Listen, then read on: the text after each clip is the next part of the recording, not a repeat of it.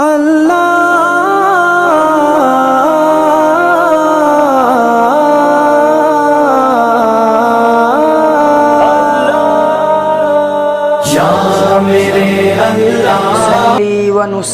على رسوله الكريم أما بعد فأعوذ بالله من الشيطان الرجيم بسم الله الرحمن الرحيم إنا أنزلناه قرآنا عربيا لعلكم تعقلون وقال النبي صلى الله عليه وسلم أحب العرب لثلاث لأني عربي والقرآن عربي ولسان أهل الجنة عربي أو كما قال النبي صلى الله عليه وسلم إخوة الإسلام السلام عليكم ورحمة الله وبركاته.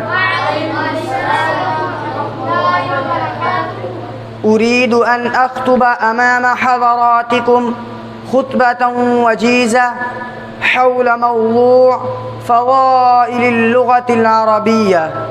العربية لغة القرآن، لغة كتاب الله عز وجل، ولا ريب أن القرآن كلام الله جل وعلا، وفضل كلام الله على سائر الكلام كفضل الله على سائر خلقه، لا يختلف فيه اثنان أن القرآن سيد الكتب السماوية، فلغة القرآن سيد لغات العالم، والقرآن أفضل من جميع الكتب، فلغته أفضل من جميع اللغات.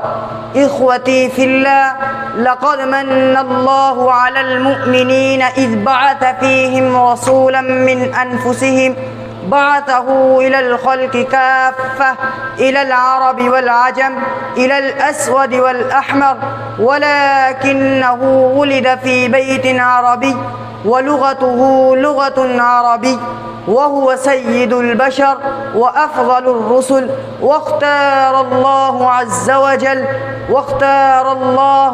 وجل أفضل رسله من العرب، فيدل أن لغته أفضل من جميع اللغات.